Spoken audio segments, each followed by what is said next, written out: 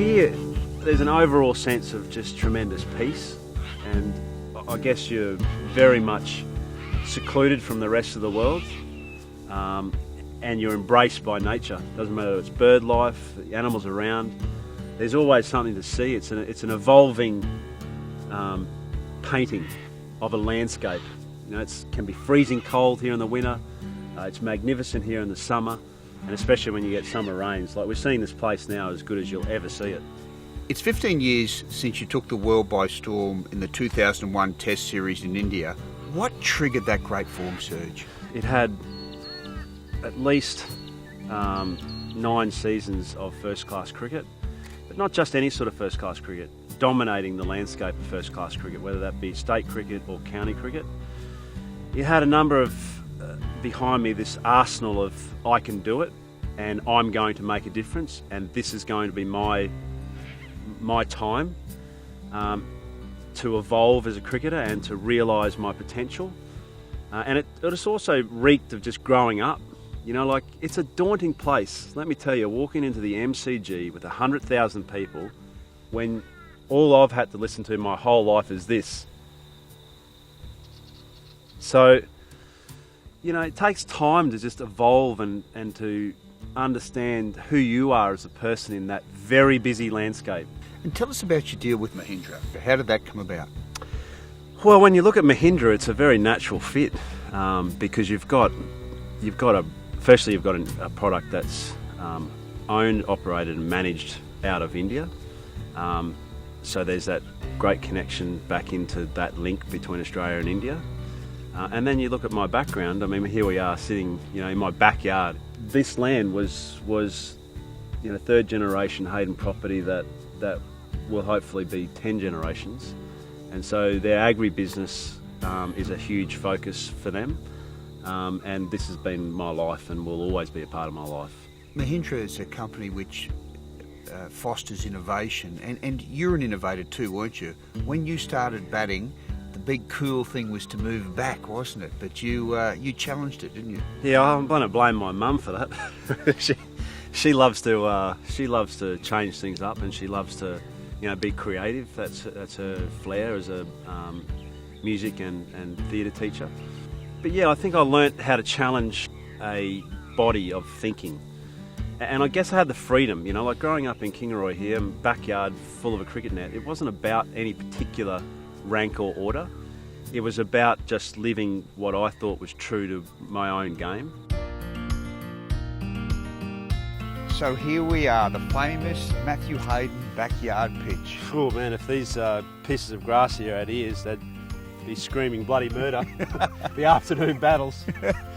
Yeah, we're pretty competitive. I mean, Gaz was 5 years older than me for a start, you know, so I was always a little tacker and he was terrifying. I firmly believe that every backyard shapes someone's destiny, and in cricket there's no more truism, because for me the gag was always to hit towards the onside with the nesting magpies and those 2 big pepperina trees that sat there, and so that onside play was something which naturally developed rapidly, because I used to love seeing him go over and get bombarded by the magpies.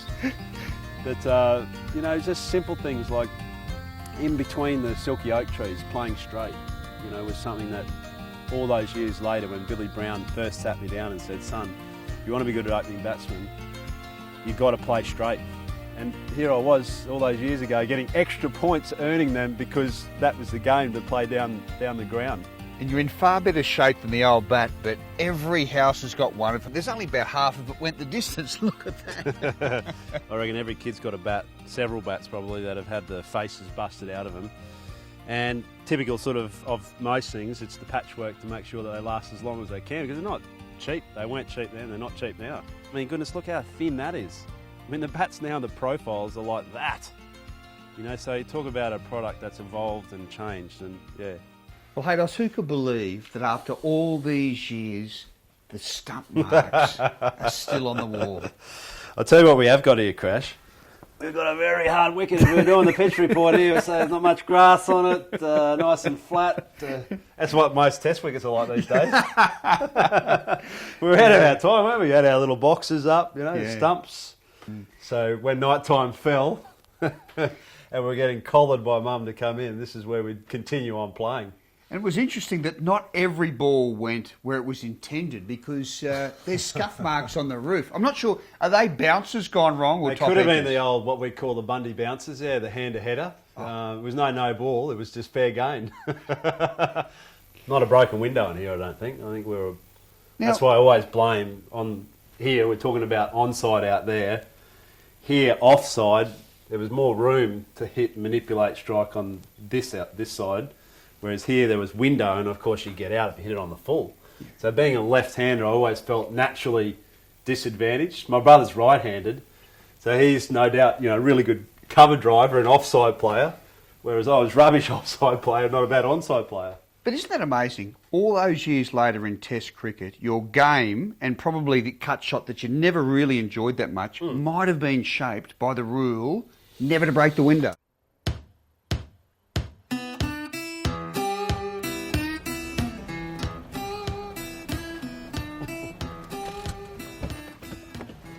Fancy seeing you here, old mate. I just had to see it once, the famous peanut van that you spoke about all these years on tour. I've talked a good game about it, haven't I? Oh, absolutely. They want to be good. Well, let's meet the bloke that created them. Hey, Luke, how you going? Yeah, well, how are you, mate? Not bad, not bad. I've been boasted about these things all over the world, as you know. I don't reckon any of these peanuts, this is one claim I reckon I've got over these nuts, they've never gone as far in the history of a packet of nuts. All over the world, in every dressing room that you've ever seen any celebration, they've been here. Even to India and... They've been, bar none, everywhere. Well, Matt told me the story of the World Cup, where every time they had a team meeting, he used to hold it up and we're going to get into these puppies when we win the World Cup. So he did. So that was... There was a photo, wasn't there, of Michael Clark reaching over the World Cup in the West Indies to get a bag of his salt and vinegar peanuts. absolutely pride of place over the factory. Yeah, so. Well, it was bribery and corruption, of course, because they're bloody good. That's what they are.